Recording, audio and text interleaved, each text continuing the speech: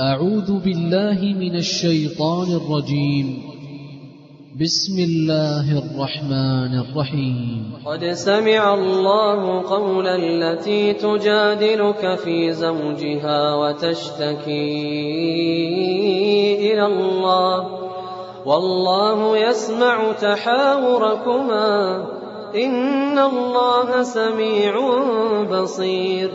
الذين يظاهرون منكم من نسائهم ما هن أمهاتهم إن أمهاتهم إلا اللائي ولدنهم وإنهم ليقولون منكرا من القول وزورا وإن الله لعفو غفور. والذين يظاهرون من نسائهم ثم يعودون لما قالوا فتحرير رقبة من قبل أن يتماسا ذلكم توعظون به والله بما تعملون خبير. فمن لم يجد فصيام شهرين متتابعين من قبل أن يتماسا فمن لم يستطع فإطعام 60 مسكينا ذلك لتؤمنوا بالله ورسوله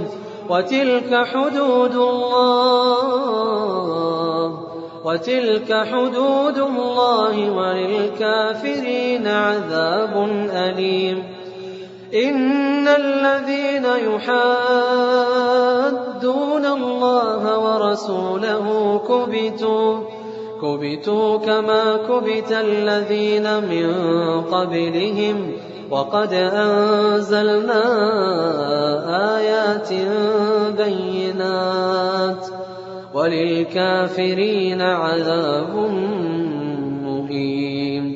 يوم يبعثهم الله جميعا فينبئهم بما عملوا أحصاه الله ونسوه والله على كل شيء شهيد.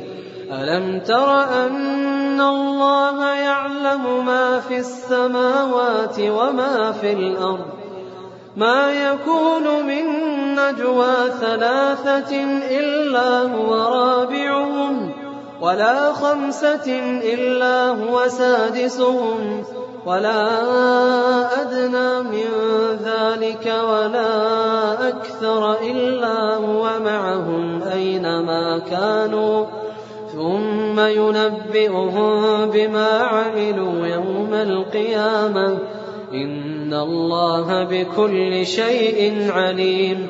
ألم تر إلى الذين نهوا عن النجوى ثم يعودون لما نهوا عنه ويتناجون بالإثم والعدوان ومعصية الرسول وإذا جاءوك حيوك بما لم يحيك به الله ويقولون في أنفسهم لولا يعذبنا الله بما نقول حسبهم جهنم يصلونها فبئس المصير. يا أيها الذين آمنوا إذا تناجيتم فلا تتناجوا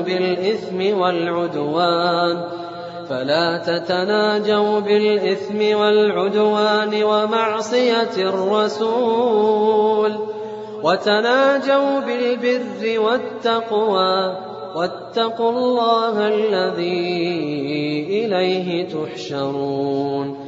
إنما النجوى من الشيطان ليحزن الذين آمنوا وليس بضارهم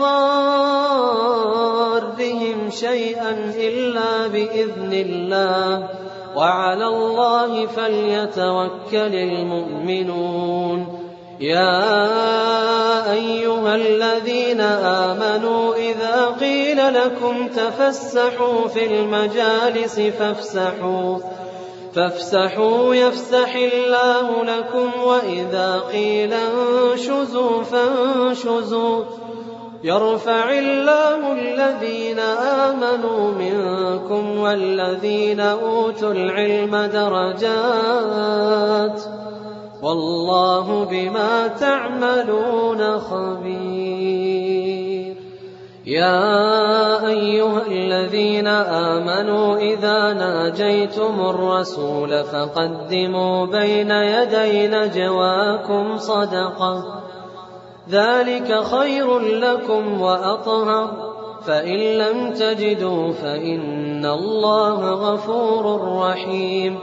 أأشفقتم أن تقدموا بين يدي نجواكم صدقات، فإذ لم تفعلوا وتاب الله عليكم فأقيموا الصلاة وآتوا الزكاة وأطيعوا الله ورسوله، والله خبير بما تعملون.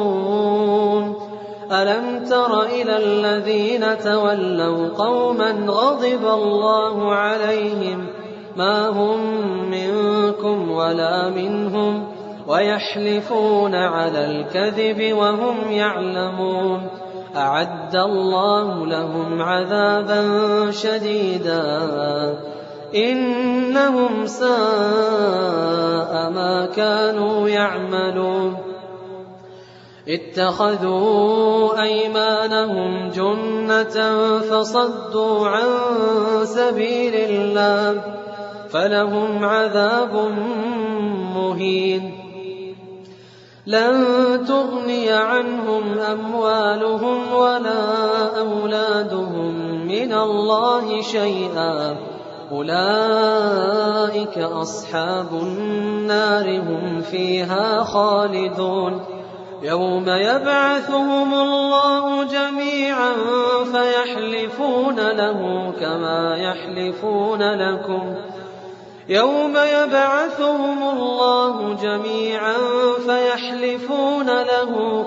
يحلفون لكم ويحسبون أنهم على شيء، ألا إنهم هم الكاذبون.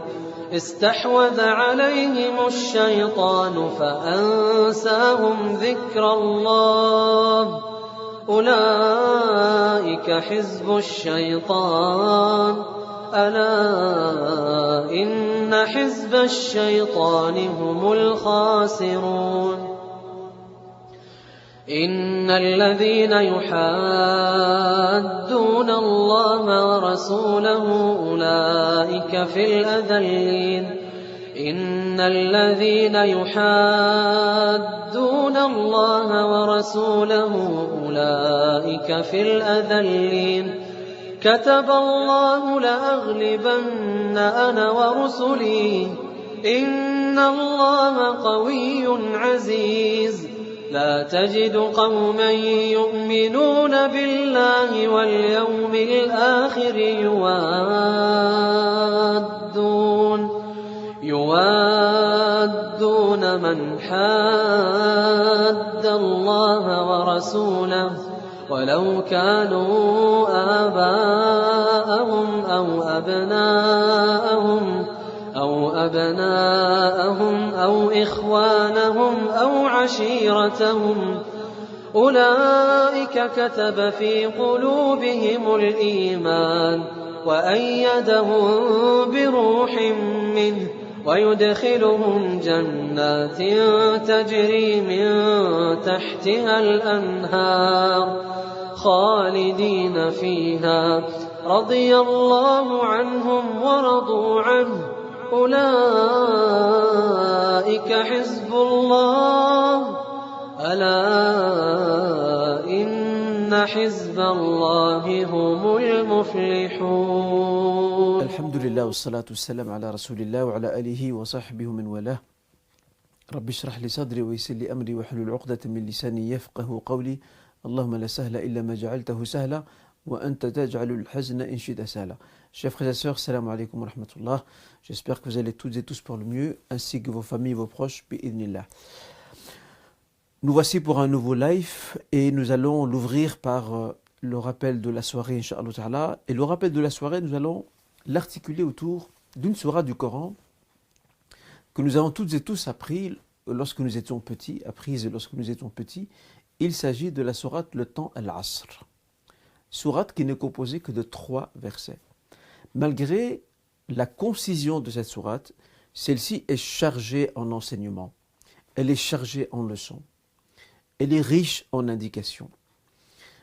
Cette sourate, chers frères, chères sœurs, nous allons nous arrêter quelque peu autour d'elle pour essayer de réfléchir quant à la portée de celle-ci. Bien sûr, mon objectif durant ce rappel ne sera pas de proposer un tafsir, donc une forme d'exégèse de cette sourate, nous n'aurons pas le temps, mais il nous suffira de proposer quelques indications qui pourraient être utiles pour nous tous et tous, Inch'Allah. Le temps, l'Asr. Nous le savons, le Seigneur Azza wa Jal a juré par des parties du temps dans le Saint-Coran. Ainsi donc, nous avons la sourate Al-Fajr, l'aube naissante, wal-Fajri, wal-Layalin Ashr. Nous avons aussi le petit matin, wal-Duha, wal-Layli Ida Saja. Nous avons aussi la nuit, wal-Layl. La sourate Al-Layl également, wal-Layli Ida Yaghsha. Et nous voyons aussi que notre Seigneur jure par des moments du temps. Et lorsque le Seigneur jure par ces moments, c'est pour indiquer leur importance. Cependant, pour ce qui est de la sourate Al-Asr, il y a une particularité significative. Parce que le temps Al-Asr, dans cette sourate, comporte une double dimension. Il y a une dimension que j'appellerais universelle, dans le sens où elle concerne le temps, mais pour toutes les créatures, pour tout l'univers. Et en même temps, nous avons l'autre dimension du temps dans la sourate Al-Asr, qui est celle du temps long, mais de l'être humain, de sa vie à lui, qui a un commencement au moment où, dans les entrailles de sa mère, dans la matrice de sa mère, on lui insuffle l'âme pour la première fois et les premières paroles lui sont prescrites, à savoir quelle sera sa part de subsistance sur terre, la durée de sa vie, sera-t-il une personne pieuse ou non, et ainsi de suite. À partir de ce moment-là, et au moment de venir au monde, démarre sa vie. Alors nous disons souvent que l'enfant naît au moment de sortir du ventre de sa mère, ce qui est vrai. En fait, il naît aux yeux des hommes, mais aux yeux de Dieu, la naissance de l'enfant, elle s'est déjà produite bien avant. Cette naissance de l'enfant, elle a déjà commencé dans le ventre de sa mère. C'était un être inerte à qui Dieu a insufflé une âme. Donc maintenant il a une âme, c'est un être vivant. Et en plus de cela, Allah Azza wa Jal, par l'entremise d'un ange, Malek, il lui trace les grands chemins de sa vie. Que sera sa vie jusqu'au dernier instant qu'il passera sur terre avant de revenir vers celui qui l'a créé. Puis vient la vie réelle, qui est celle qui commence avec la naissance, lorsqu'il sort du ventre de sa mère, lorsque sa maman l'enfante et l'accouche. Pour nous, ce qui est important de rappeler ici, c'est que le temps, tel que le souligne le Saint-Coran, ce temps long, dans le sens où il couvre toute notre vie, il est en notre faveur ou en notre défaveur. Soit nous allons faire le maximum, tout ne sera pas parfait, mais on fera le maximum pour l'exploiter à bon escient, pour l'orienter vers ce qui plaît à notre Seigneur, soit nous allons le gâcher, le dilapider, et au moment où se présente la mort, c'est à ce moment-là que l'être humain regrette amèrement, parce qu'il voit enfin al-yaqin, il voit la certitude, la vérité, il la voit sous ses yeux, il voit qu'il quitte un monde pour aller vers un autre, et qu'il n'y a plus de retour possible. Il aurait souhaité, comme nous l'apprend la sourate Les Croyants, il aurait souhaité revenir. وَقَالَ رَبِّ ارْجِعُونَ لَعَلِّي أَعْمَلُ صَالِحًا فِيمَا تَرَكْتُ. Ô Seigneur, ramenez-moi sur terre. Ainsi donc, je ferai œuvre utile dans ce que je laisserai. Mais c'est trop tard. كَلَّا إِنَّهَا كَلِمَةٌ هُوَ قَائِلُهَا. وَمِن وَرَائِهِمْ بَرْزَخٌ إِلَى يَوْمِ يُبْعَثُونَ. Ce n'est qu'une parole qu'il dit. Pourquoi n'a-t-il pas assumé ça lorsqu'il était en cours de ce monde? Et voilà que ce qu'il attend maintenant, c'est la vie intermédiaire. إِلَى يَوْمِ الْبَرْزَخ إِلَى يَوْمِ يُبْعَثُونَ. Je ne voudrais pas faire ici le commentaire détaillé de cette sourate. Je voudrais juste souligner que cette sourate a toute son importance. D'abord, c'est une sourate mécoise. Il s'inscrit dans cette question, ce qu'on appelle dans cette affaire du questionnement existentiel. L'être humain doit se demander qu'est-ce qu'il fait ici et où va-t-il. Et la sourate propose très brièvement, en 3 versets, elle propose des réponses.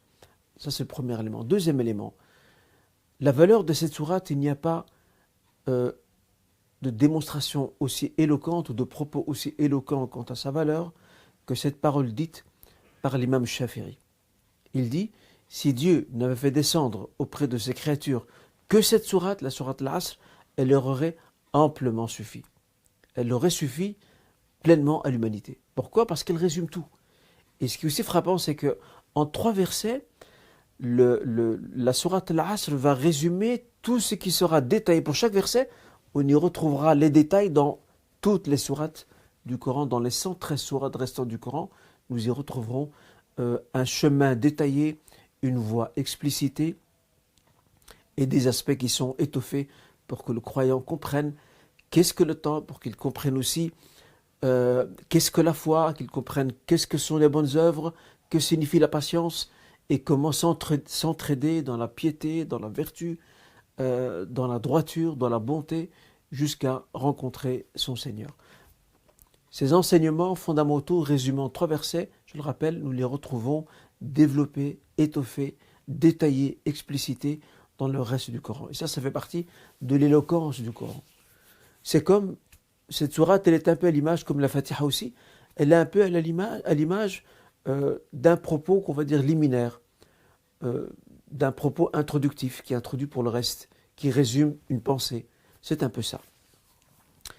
Les compagnons avaient aussi pour habitude, lorsqu'ils venaient à se séparer, et ça prouve aussi que cette sourate pour eux était très importante, ils ont compris en tout cas son sens, ils avaient aussi pour habitude, avant de se séparer, de réciter la sourate Al-Asr. Puis ils se saluent et ils s'en vont. Nous avons là-dessus un fait qui nous a rapporté par Abu Daoud dans son livre L'ascétisme et Zuhd, ainsi que l'imam At-Tabarani dans son Mu'jam Awsat, un recueil de hadith, authentifié par le Cheikh Al-Albani rahimahullah. Dans ce athar ou ce hadith, il est dit que lorsque deux compagnons venaient à se séparer, ils récitaient la sourate Al-Asr, puis se saluaient mutuellement et chacun prenait son chemin ensuite. Le Cheikh Al-Albani tire ici 2 enseignements importants. Le premier, c'est la permission de réciter la sourate Al-Asr lorsqu'on vient se séparer. Si les compagnons l'ont fait, eux qui sont les plus fidèles suiveurs du prophète sallam, cela indique que c'est légiféré. Deuxième leçon que le Cheikh Al-Albani retient, c'est le fait de se saluer mutuellement. Le fait de se saluer mutuellement avant de se séparer. Voilà donc, chers frères, chères sœurs, quelques indications très rapidement pour souligner l'importance de cette sourate.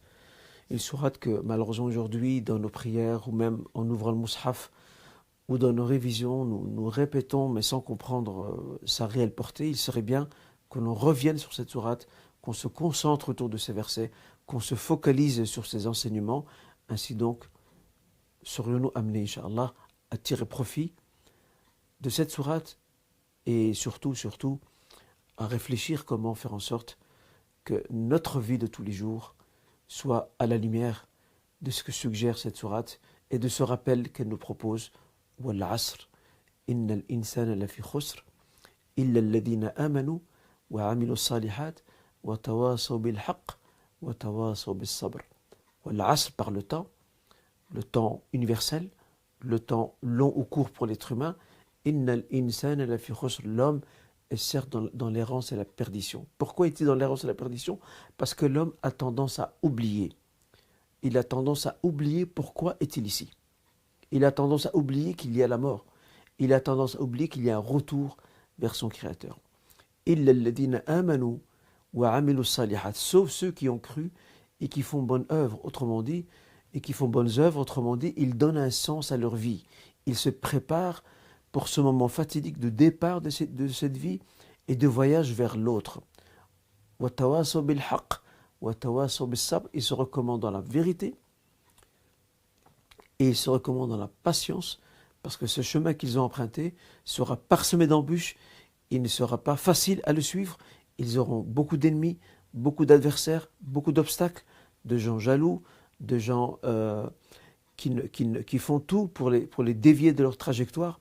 Ils devront se battre, ils devront se maintenir, et surtout l'ennemi intérieur qui se trouve en eux, qui est leur ego, al-nafs, qui est leur passion, al-hawa, et qui est aussi al-shaytan. D'accord, ces trois adversaires qui nous traversent. L'être humain aussi le croyant se devra de se battre contre eux sur ce chemin. C'est un combat de tous les jours, dans tout ce qu'on fait, de tous les jours, jusqu'à, Inch'Allah, espérer arriver à bon port. Le croyant a pour règle de ne jamais se suffire. Jamais il ne considère que ce qu'il a fait est suffisant. Au contraire, il fait partie de son humilité de reconnaître que ce qu'il fait n'est pas assez et n'est pas parfait. Et pour ce faire, il essaie de travailler pour faire mieux. Voilà donc, chers frères, chères sœurs, ce que je tenais à souligner à partir de ce rappel autour de cette merveilleuse sourate composée que de 3 versets seulement, la sourate le temps al-Asr. Passons maintenant à la question du jour. La question du jour, je voudrais l'aborder autour d'un fait divers qui s'est produit il y a quelques années. Il y a une sœur convertie qui m'a fait part un jour d'une affaire. Elle voulait me concerter à ce sujet. Elle me relate qu'elle travaille, je ne sais pas si c'est encore le cas, mais en tout cas à l'époque, elle travaillait dans un service donc CPS, service social, donc le CPS qui signifie pour les Français Centre public d'aide sociale. Elle travaillait dans ce service-là et elle avait une collègue musulmane, donc une collègue qui est d'origine musulmane.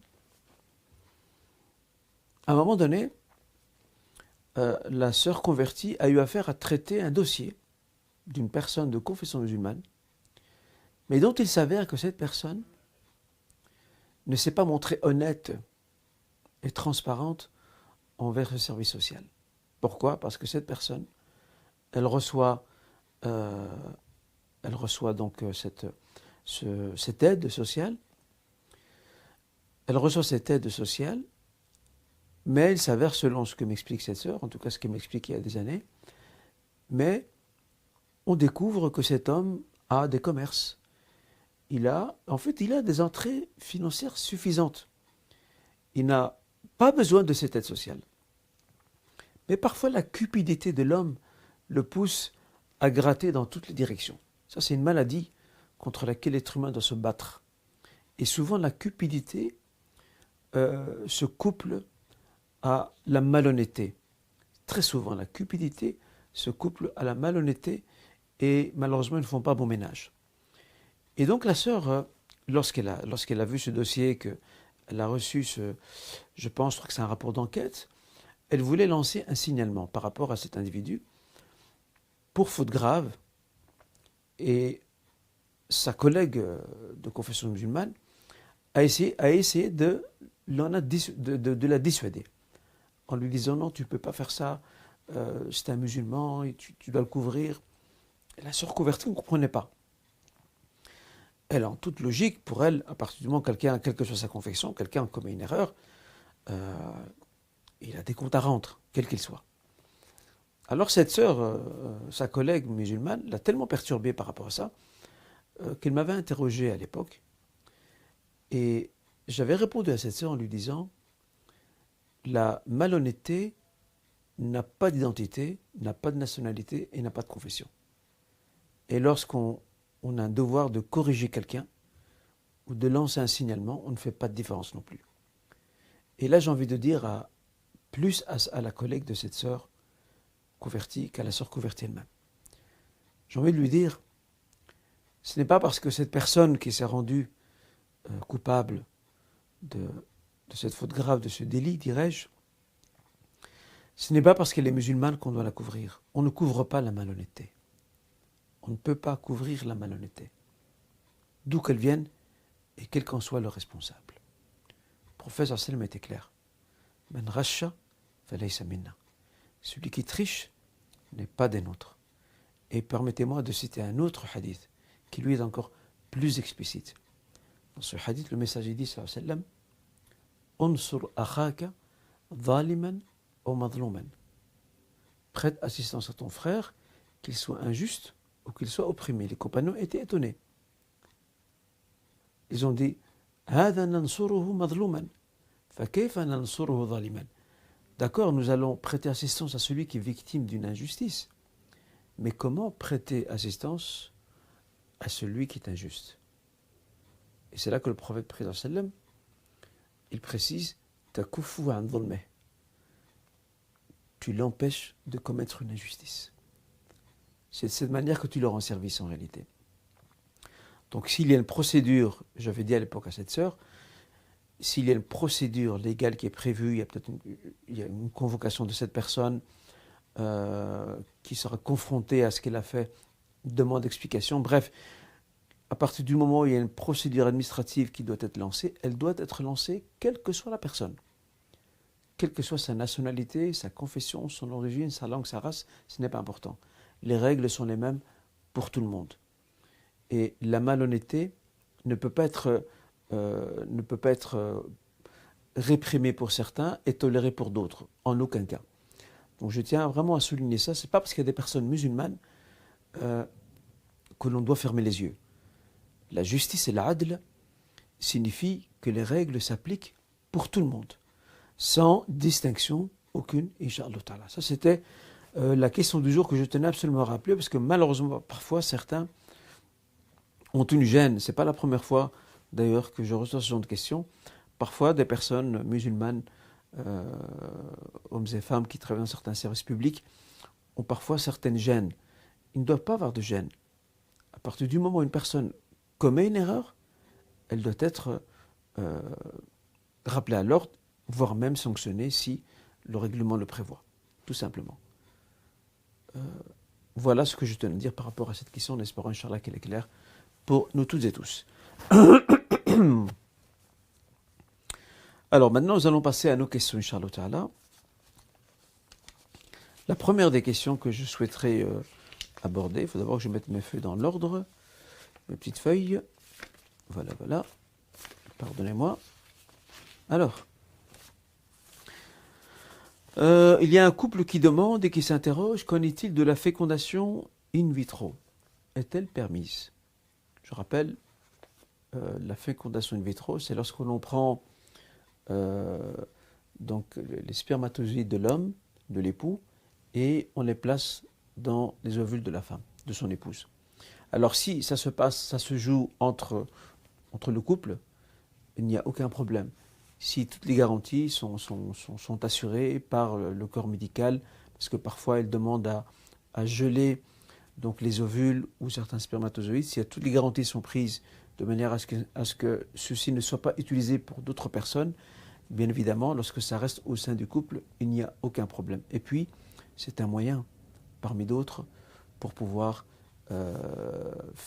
mettre en œuvre les causes demandées par notre Créateur, afin que ce couple puisse, Inch'Allah, avoir des enfants. Et c'est à Dieu qu'appartient toute volonté, toute décision. C'est lui qui décide. Il se peut que cette méthode réussira, il se peut qu'il ne réussira pas.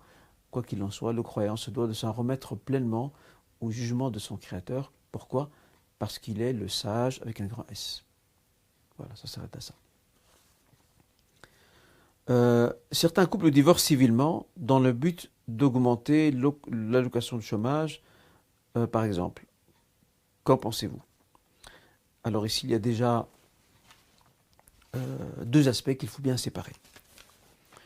Le premier aspect, c'est l'aspect civique et moral.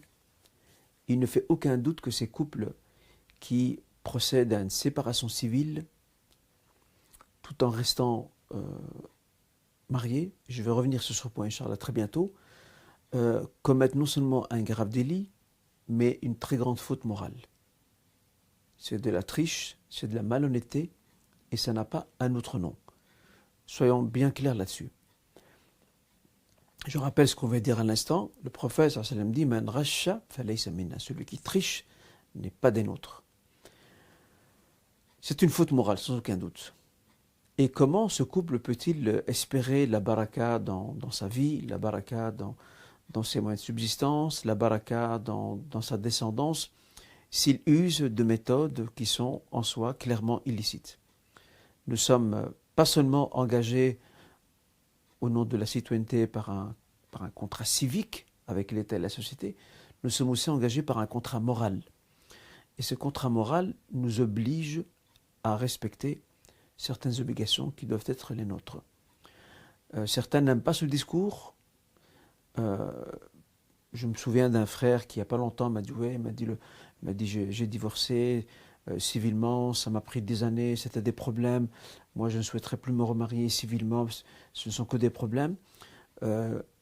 J'avais beau expliquer aux frères que lorsqu'on est citoyen dans un pays, on ne prend pas seulement les droits ou les avantages, entre guillemets, mais on prend aussi ce que certains, ce qui n'est pas le cas, ce que certains considèrent comme des inconvénients.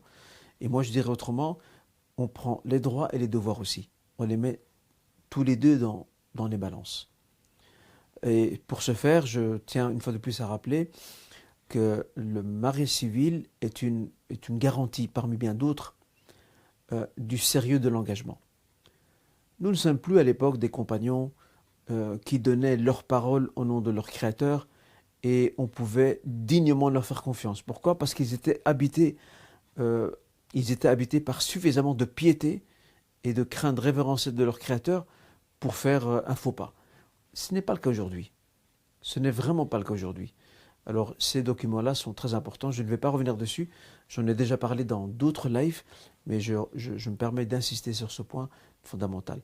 Faire ce genre de séparation, non seulement bien sûr au nom de la loi c'est un délit, mais au niveau religieux-moral c'est aussi une faute morale, parce qu'il s'agit, je le rappelle, il s'agit d'une tricherie, d'une duperie, et ceci ne peut en aucun cas émaner d'un croyant qui se dit musulman.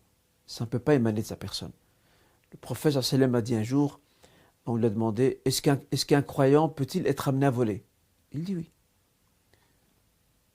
Est-ce qu'il peut être amené à commettre la fornication et l'adultère? Il dit oui. Peut-il être amené à voler, à mentir? Il a dit non.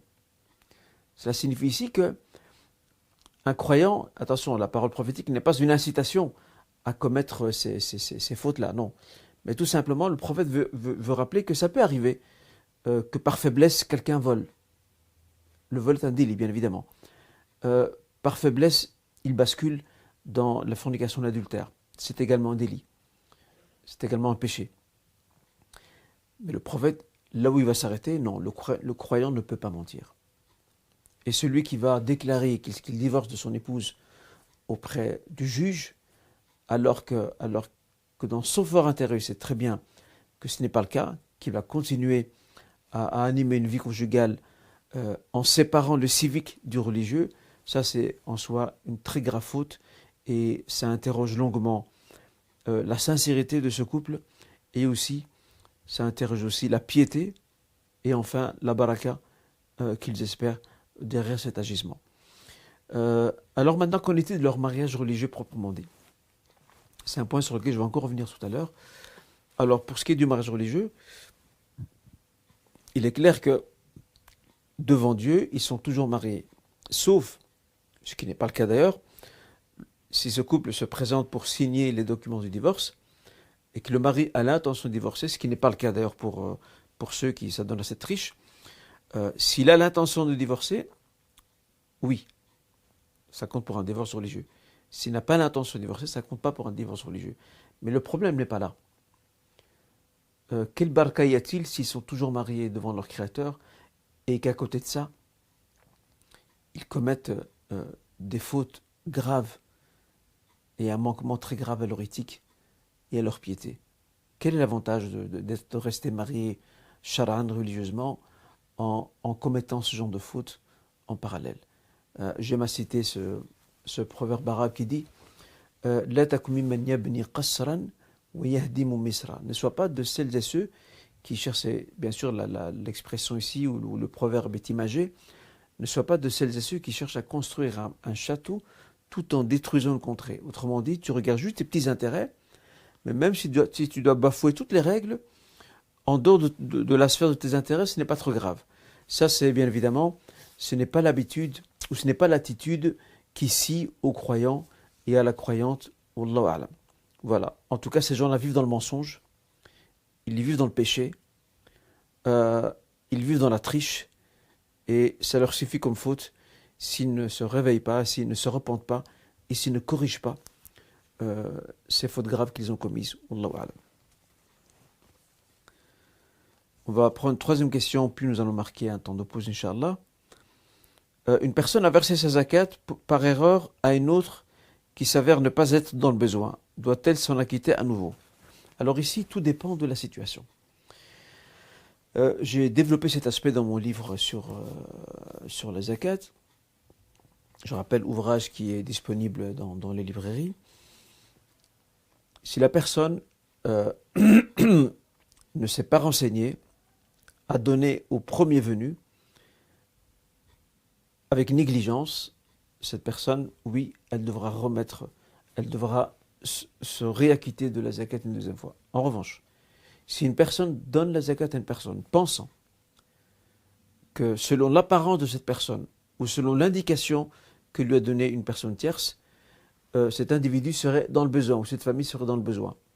Puis il s'avère que ce n'est pas le cas, ce frère ou cette sœur qui a donné la zakat ne sera pas amené à la redonner une deuxième fois. Pourquoi? Parce qu'elle s'est basée sur un sentiment, elle s'est basée sur un conseil, et il s'avère que c'était erroné. Donc là-dessus, il n'y a, Inch'Allah Ta'ala, aucun problème. Après, si le frère ou la sœur désire quand même par précaution s'acquitter tout de même de la zakat, par acquis de conscience, il n'y a à ce niveau aucun mal, Inch'Allah Ta'ala. On va arrêter ici, Inch'Allah, pour la pause. Et puis, je vous donne rendez-vous dans quelques minutes, Inch'Allah. Barakallahu fikum. Wassalamu alaikum wa rahmatullah. أعوذ بالله من الشيطان الرجيم بسم الله الرحمن الرحيم حميم تنزيل الكتاب من الله العزيز الحكيم إن في السماوات والأرض لآيات للمؤمنين وفي خلقكم وما يبث من دابة آيات لقوم يوقنون واختلاف الليل والنهار وما أنزل الله من السماء من رزق فأحيا به الأرض بعد موتها وتصريف الرياح آيات لقوم يعقلون تلك آيات الله نتلوها عليك بالحق فبأي حديث بعد الله وآياته يؤمنون ويل لكل أفاك أثيم يسمع آيات الله تتلى عليه ثم يصر مستكبرا كأن لم يسمعها فبشره بعذاب أليم وإذا علم من آياتنا شيئا اتخذها هزوا أولئك لهم عذاب مهين من ورائهم جهنم ولا يغني عنهم ما كسبوا شيئا ولا ما اتخذوا من دون الله أولياء ولهم عذاب عظيم هذا هدى والذين كفروا بآيات ربهم لهم عذاب من رجز أليم الله الذي سخر لكم البحر لتجري الفلك فيه بأمره ولتبتغوا من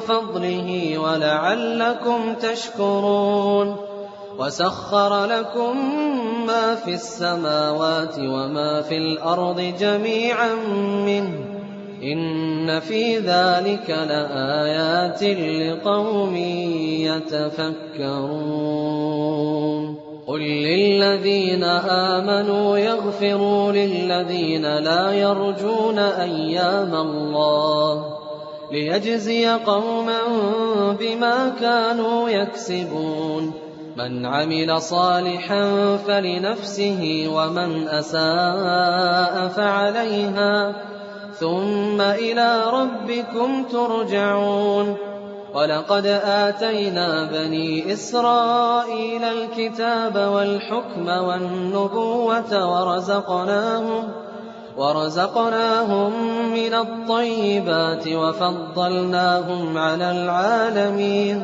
وآتيناهم بينات من الأمر فما اختلفوا إلا من بعد ما جاءهم العلم بغيا بينهم إن ربك يقضي بينهم يوم القيامة فيما كانوا فيه يختلفون ثم جعلناك على شريعة من الأمر فاتبعها ولا تتبع أهواء الذين لا يعلمون إنهم لن يغنوا عنك من الله شيئا وإن الظالمين بعضهم أولياء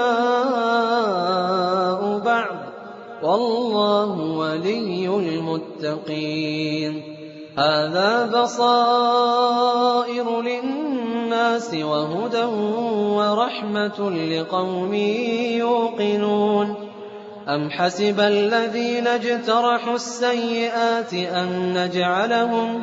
أن نجعلهم كالذين آمنوا وعملوا الصالحات سواء محياهم ومماتهم ساء ما يحكمون وخلق الله السماوات والأرض بالحق ولتجزى كل نفس بما كسبت وهم لا يظلمون أفرأيت من اتخذ إلهه هواه وأضله الله على علم وختم على سمعه وقلبه وجعل على بصره غشاوة فمن يهديه من بعد الله أفلا تذكرون وقالوا ما هي إلا حياتنا الدنيا نموت ونحيا وما يهلكنا إلا الدهر وما لهم بذلك من علم إن هم إلا يظنون وإذا تتلى عليهم آياتنا بينات ما كان حجتهم إلا أن قالوا ائتوا بآبائنا إن كنتم صادقين قل الله يحييكم ثم يميتكم ثم يجمعكم إلى يوم القيامة لا ريب فيه ولكن أكثر الناس لا يعلمون ولله ملك السماوات والأرض ويوم تقوم الساعة يومئذ يخسر المبطلون وترى كل أمة جاثية كل أمة تدعى إلى كتابها اليوم تجزون ما كنتم تعملون هذا كتابنا ينطق عليكم بالحق إنا كنا نستنسخ ما كنتم تعملون فأما الذين آمنوا وعملوا الصالحات فيدخلهم ربهم في رحمته ذلك هو الفوز المبين وأما الذين كفروا أفلم تكن آياتي تتلى عليكم أفلم تكن آياتي تتلى عليكم فاستكبرتم وكنتم قوما مجرمين وإذا قيل إن وعد الله حق والساعة لا ريب فيها قلتم ما ندري ما الساعة إن نظن إلا ظنا وما نحن بمستيقنين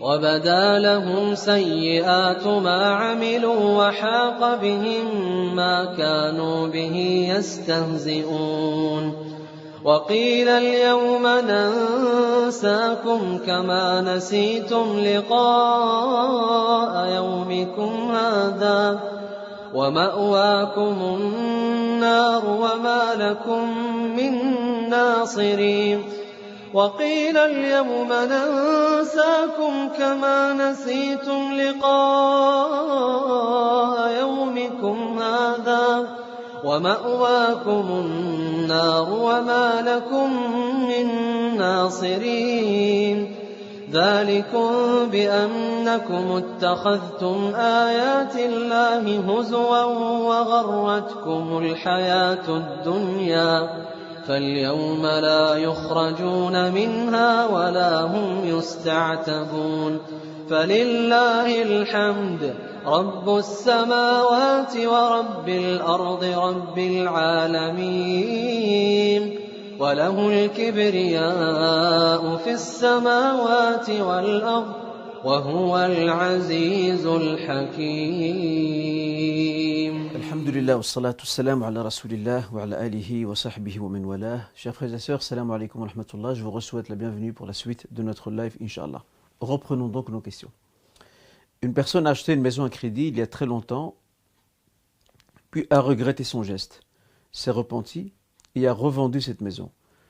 Que doit-elle faire de la somme perçue? D'abord, il faut savoir que cette personne qui a acheté ce bien immobilier ou cette maison avec crédit, il y a longtemps, selon l'énoncé de la question, n'était pas obligé de revendre sa maison. Parce qu'il faut savoir que dans l'achat d'une maison avec crédit, en fait, il y a deux contrats. Il y a un contrat qui, lui, est correct d'un point de vue charari, religieux, et l'autre contrat, lui, n'est pas correct, et je dirais même n'est pas licite. Alors, le contrat qui, lui, est correct et licite, c'est le contrat qui lie le vendeur à l'acheteur. Donc, cette personne qui a acheté ce bien immobilier il y a des années, le vendeur lui a proposé un montant défini qu'elle doit lui verser pour pouvoir profiter ou plutôt bénéficier de ce bien comme propriété. Ce contrat-là, c'est un contrat d'achat, de vente et d'achat. Ce contrat-là, il est correct. Ensuite est venu s'incruster un autre contrat. Et c'est celui qui pose problème. C'est le contrat de contraction d'un prêt, d'accord, d'emprunt bancaire, pour être plus précis, d'emprunt bancaire avec bien évidemment crédit. Ce contrat-là, aux yeux du droit musulman, aux yeux des enseignements de l'islam, ce contrat-là, lui, pose problème. Lui est illicite. Mais le premier ne pose aucun problème, à savoir que si vous avez acheté un bien immobilier avec crédit, vous devez, après le repentir, faire en sorte de rembourser le plus rapidement possible ce crédit. Le plus rapidement possible pour vous en débarrasser. Mais vous pouvez garder le bien. Le bien est à vous, parce qu'il est lié à un contrat qui, lui, est correct. C'est le contrat de vente et achat. Là est la confusion. Alors je dirais au frère ou à la sœur qui pose la question, vous ne devez rien faire, cet argent c'est le vôtre. Si vous avez remboursé tout ce que vous deviez à la banque comme emprunt, d'accord, comme emprunt avec intérêt, si tout était remboursé, si tout est réglé, et que vous avez plus tard revendu la maison, il n'y a aucun problème. L'argent vous appartient, vous en faites ce que vous voulez, Inch'Allah Ta'ala. Voilà ce qu'on peut dire à ce niveau-là, Wallahu A'lam. Des parents demandent à leur fils de divorcer son épouse. Doit-il leur obéir? Ça, c'est une situation ô combien de fois se répète-t-elle au sein de la communauté. Des parents qui demandent à leur fils de divorcer son épouse. Pourquoi? Parce qu'il y a un conflit entre les parents et leur belle-fille. Le garçon, l'épouse se retrouve au milieu, il ne sait pas quoi faire. nous dirons à ce garçon, à ce frère, il est vrai que l'obéissance aux parents est une chose importante, les respecter, les vénérer sont des choses fondamentales, mais tout cela a des limites. Tout cela a des limites. Pourquoi? Parce que il ne peut divorcer, il ne peut mettre fin à sa relation conjugale avec son épouse que s'il y a une raison qui le justifie, une raison religieuse, morale, qui le justifie. Ce n'est pas parce que la belle-fille ne s'entend pas avec ses parents, lui, donc son épouse ne s'entend pas avec ses parents, qu'il doit faire pencher la balance du côté de ses parents et la divorcer pour leur faire plaisir à eux. Et souvent, c'est des futilités qui les opposent, ou des conflits de caractère, parfois. Nous dirons ici que la divorcer sans raison valable, religieusement parlant, juste, entre guillemets, par obéissance aux parents, ce frère commet une injustice. Là, il est dhalim, il est injuste envers son épouse. Et même le mot injuste en français, il n'est pas suffisant. C'est un acte gravissime ce qu'il a fait. Un acte gravissime.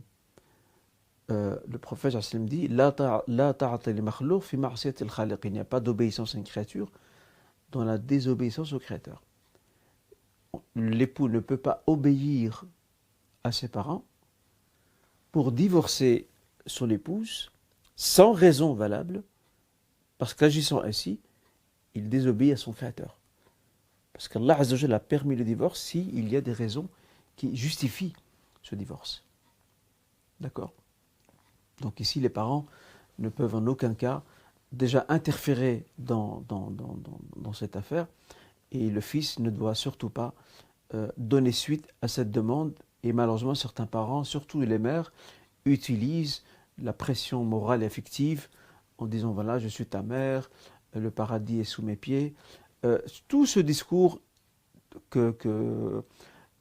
qu'exposent les mamans, c'est un discours qui, dans son fond, est vrai, mais dans sa forme, il est faux, il est injuste.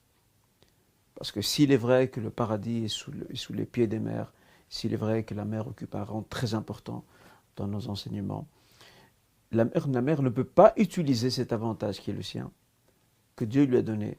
Elle ne peut pas l'utiliser pour pousser son fils à commettre une injustice.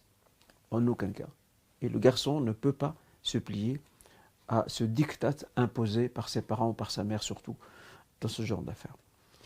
Alors à lui, et ça c'est le rôle le plus difficile, à lui de jouer le rôle de médiateur. C'est un rôle qui est très difficile, où il doit essayer de réconcilier son épouse avec ses parents. Alors s'il y arrive, il a un mérite immense auprès de son Créateur. Parce qu'il a réconcilié des musulmans, il a réconcilié son épouse avec ses propres parents. Et je comprends que parfois, certains époux ne veulent pas, même ce rôle, ils ne veulent pas l'assumer. Pourquoi? Parce qu'ils vont se mettre à dos, et leurs épouses, et leurs parents. Alors qu'ils préfèrent rester neutres, ce qui n'est pas une mauvaise posture non plus. Toutefois, il ne faut pas que cette situation reste comme telle. Il faut que l'époux, avec son épouse, il faut prendre une série de précautions pour que la situation ne s'envenime pas.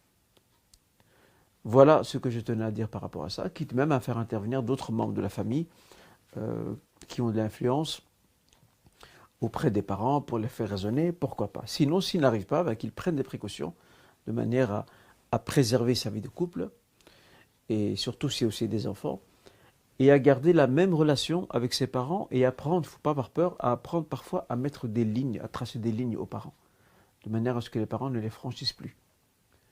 Après, si les parents mettent leur fils dehors et ne veulent plus le voir parce qu'il ne leur a pas obéi lorsqu'eux l'ont demandé de divorcer son épouse, la faute revient à ses parents et pas à lui. Voilà, il fallait dire les choses clairement et j'espère, Inch'Allah, que le message est enfin arrivé et parvenu à destination. En période d'été, lorsque les journées sont longues, pouvons-nous célébrer une deuxième prière de vendredi? C'est une question pertinente consistant à savoir...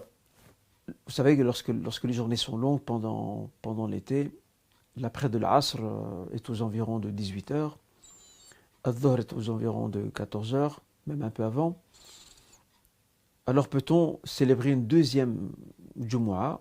Il faut savoir que le principe de base, c'est qu'on accomplit un seul vendredi dans une seule mosquée. Ça, c'est le principe initial.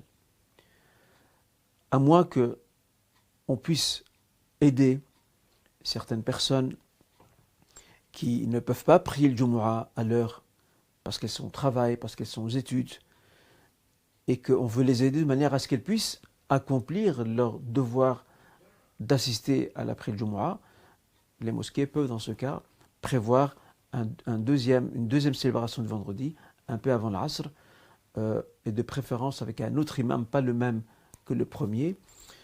Ça, c'est une exception, c'est une dérogation pour aider des frères et des sœurs qui souhaiteraient, surtout les frères, parce que bon, les sœurs, le Jumu'ah n'est pas obligatoire pour elles, mais les frères particulièrement, qui travaillent, qui sont aux études, de manière à leur permettre d'assister à la prière du Jumu'ah. Cette dérogation n'est pas souvent, hélas, de coutume chez nous.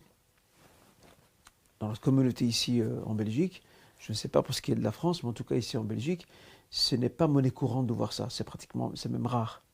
Il y a une mosquée qui a essayé de le faire il y a quelques années, et lorsque les responsables ont reçu des vagues d'appels de fidèles qui voulaient s'assurer que l'information était vraie, les responsables ont pris peur et ont mis fin au projet. Ce qui est dommage. Au Royaume-Uni, par exemple, ça se fait très couramment. Ça se fait très couramment de faire plusieurs célébrations de Jumu'ah pour faciliter à celles et ceux qui ne peuvent pas venir à la première heure. Maintenant, je tiens à souligner un point fondamental et essentiel. Ce n'est pas parce que cette dérogation est possible pour faciliter la tâche à ceux qui travaillent ou qui sont dans les études de pouvoir, malgré tout, Inch'Allah, participer à la prière du Jumu'ah. Cette dérogation ne peut en aucun cas être utilisée par certaines personnes qui peuvent assister à la première Jumu'ah et qui choisissent de ne pas venir à la première Jumu'ah en se disant de toute façon il y a une deuxième Jumu'ah, je viendrai pour la deuxième Jumu'ah. On tient à leur rappeler que eux, à partir du moment où rien ne les empêche de venir à la première Jumu'ah, ils ont le devoir de s'y rendre. Ils ont le devoir de s'y rendre. Pour ce qui est de la deuxième Jumu'ah, c'est une dérogation pour celles et ceux qui ont un empêchement, qui ne peuvent pas assister à la première. Voilà, il fallait que ce propos soit dit et cette clarification soit apportée, parce que hélas, on a parfois des gens qui jouent avec les règles et qui se permettent de les outrepasser. Voilà ce qu'on peut affirmer par rapport à ce point. Wallahu a'lam. Pouvons-nous répéter la prière de consultation et y a-t-il un nombre à ne pas dépasser? De l'avis majoritaire des savants, oui. Nous pouvons répéter la prière de la consultation, Salatul Istikhara. Certains gens de science inscrivent même cela dans ce qu'on appelle al-ilhahu fi du'a, le fait d'insister dans l'invocation. Et on sait que notre Créateur Azza wa Jal aime les serviteurs qui insistent dans leurs invocations. C'est une preuve de leur humilité, de leur indigence, de leur dépendance par rapport à celui qui les a créés. Y a-t-il un nombre? Non, il n'y a pas de nombre particulier. À partir du moment où la personne n'est pas encore pleinement confiante, elle n'est pas encore tout à fait sûre, elle peut la répéter autant qu'elle le souhaite. Il y a tout de même un hadith qui est rapporté par un savant du hadith du nom d'Ibn Sunni. Il évoque d'après Anas que le prophète sallallahu alayhi wa sallam aurait autorisé de la répéter 7 fois et de voir après vers où nous conduit cette affaire.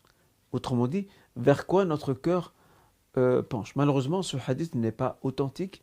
C'est un hadith qui est da'i, faible. L'imam Ibn Hajar ainsi que l'imam Nawawi, tous les deux, pour ne citer qu'eux, ont déclaré que ce hadith n'est pas retenu parce qu'il n'est pas fondé. Donc il n'y a pas de nombre défini pour répéter la prière de la consultation. Wallahu a'lam.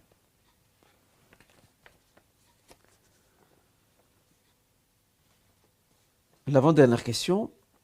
Un frère dit « Je suis parti avec mon épouse signer le divorce civil.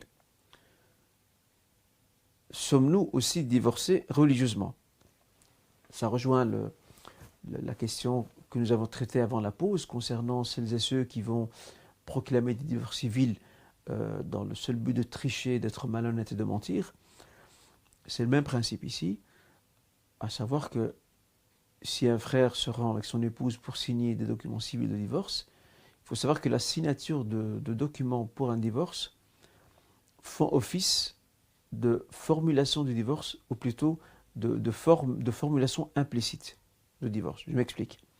Dans le divorce, il y a deux types de formules. Il y a la formule explicite, où la personne signifie clairement, de manière textuelle et selon l'usage, qu'il divorce son épouse, donc il veut mettre fin à la relation conjugale. Et puis nous avons ce qu'on appelle al-fadhul kinaya. Ce sont des formules qui sont implicites, qui ne sont pas claires, et qui renvoient à l'intention de la personne. Alors si l'époux se rend et signe ces documents avec l'intention de divorcer, d'accord, l'intention de divorcer, ça compte aussi pour un divorce islamique. Néanmoins, s'il se rend peut-être par pression pour une autre raison, ou alors il regrette d'avoir signé ce document, mais que son intention à lui, en se rendant, n'était pas de divorcer religieusement, à ce moment-là, religieusement, il n'est pas, devant Dieu, il n'est pas divorcé, d'un point de vue religieux, mais va se poser un problème. Le problème, c'est qu'il a entamé une procédure civile de divorce. Là, il doit voir comment réparer la chose, si, bien évidemment, son épouse est aussi d'accord de reconstruire une vie conjugale avec lui. Et si l'épouse ne veut pas, et que lui veut faire marche arrière, l'épouse à ce moment-là peut, shar'an, islamiquement parlant, elle peut demander ce qu'on appelle al-khul', donc la séparation définitive, moyennant restitution de la dot, et après ça, elle a une période de viduité, puis la femme est libre, elle dispose, Inch'Allah, pleinement de sa vie, Inch'Allah ta'ala. Voilà ce que l'on peut dire par rapport à cette question. Je résume, les documents signés de divorce ne sont pas considérés islamiquement comme étant un divorce explicite, mais comme étant un divorce implicite, à moins que l'époux se prononce clairement et dit oui, je veux divorcer.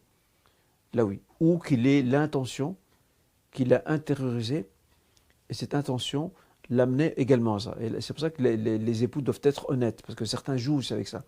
Il avait l'intention de divorcer, mais il dit non, je n'avais pas l'intention de divorcer, parce qu'il veut rectifier le tir. Il faut être honnête. Parce que sinon, le reste de sa vie, il risque de vivre dans l'illicite. S'il a menti déjà lui-même avant de mentir à son créateur. D'accord? Donc voilà ce qu'on peut dire à ce niveau. Walhamdulillah. Alors, un parent est en froid avec l'un de ses enfants qu'il n'a plus vu depuis des années, suite à un conflit. À son décès, il souhaiterait priver cet enfant de la part de son héritage. A-t-il le droit? Ça, c'est une très belle question.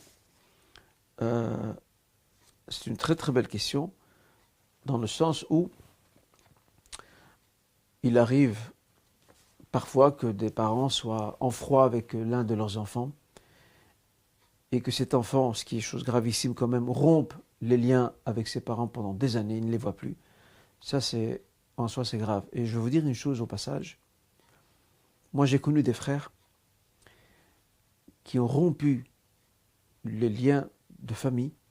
Ils ont rompu avec leurs parents. J'en connais quelques, je ne dis pas que c'est le cas de tous les frères, hein, mais j'en connais quelques-uns qui n'ont pas bien terminé leur vie. Attention, ils sont encore vivants, ils sont encore de ce monde, mais leur vie actuellement ne tourne pas très bien. Ils sont enfoncés dans des problèmes. Il n'y a aucune baraka dans leur vie. Pourquoi? Parce qu'ils ont fait ce choix de couper les ponts avec leurs propres parents. Les parents peuvent avoir des défauts. Les parents peuvent manquer de tact. Les parents peuvent être négligents envers leurs enfants, parfois injustes. Tout ça est possible. Mais ça reste quand même nos parents.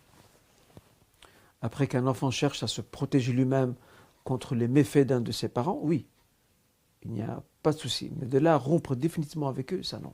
Ça on ne peut pas faire. Le prophète l'a clairement dit. N'entre pas al-Jannah au paradis, celui qui rompt les liens de famille, qati'ur rahim, les liens de sang. Ça, il faut vraiment garder ça à l'esprit. Ce qu'on espère, Inch'Allah, pour cette famille, c'est qu'ils puissent se réconcilier. Je ne sais pas si la maman est encore vivante, mais en tous les cas, qu'ils puissent se réconcilier avant qu'il ne soit trop tard. Alors, maintenant vient l'autre aspect de la question. Est-ce que ce parent a-t-il le droit, pour punir cet enfant, a-t-il le droit de le priver de sa part d'héritage? La réponse est non. Ce parent ne peut pas priver cet enfant de sa part d'héritage. Pourquoi? Parce que la part d'héritage, ce n'est pas le parent qui l'a décidé. c'est le Créateur Azza wa Jal qui l'a fixé. Et de ce fait, priver un enfant de sa part d'héritage ne fait pas partie des conditions de l'héritage. Soyons clairs là-dessus. Le parent n'a pas le droit et il n'a pas ce pouvoir de priver son enfant de sa part d'héritage. Et s'il le fait, il commet une très grave injustice. Et c'est avec cette injustice qu'il sera mis dans sa tombe. Et vous connaissez la suite. On ne prive pas son enfant de la part d'héritage et il le revient de droit parce que c'est Allah Azza wa Jal qui a décidé que cet enfant percevra autant, que la fille recevra autant, et ainsi de suite.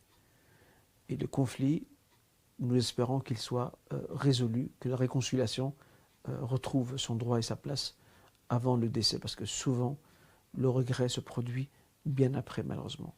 Pour celles et ceux qui ont encore un cœur vivant, quant à celles et ceux qui voient leurs parents mourir et qui ne se réconcilient pas avec eux, et qui continuent à vivre comme si de rien n'était, pour cela, nous ne pouvons qu'avoir de la pitié pour eux et invoquer qu'Allah Azza wa Jal puisse les guider, parce qu'ils sont vraiment dans un très mauvais chemin. Wallahu ta'ala alam. Voilà, je pense avoir couvert toutes les questions, Inch'Allah, de notre live. En tous les cas, je tenais à vous remercier à vous toutes et tous pour votre suivi et pour votre attention, et qu'Allah Azza wa Jal nous accorde un savoir utile et qui nous accorde la réussite dans cette vie et dans l'autre. Walhamdulillah rabbil alamin. Wa sallu wa sallam ala nabina Muhammad wa ala alihi wa sahbihi ajma'in. Wa akhiru da'wana anil hamdulillahi rabbil alamin. Wassalamu alaikum wa rahmatullah.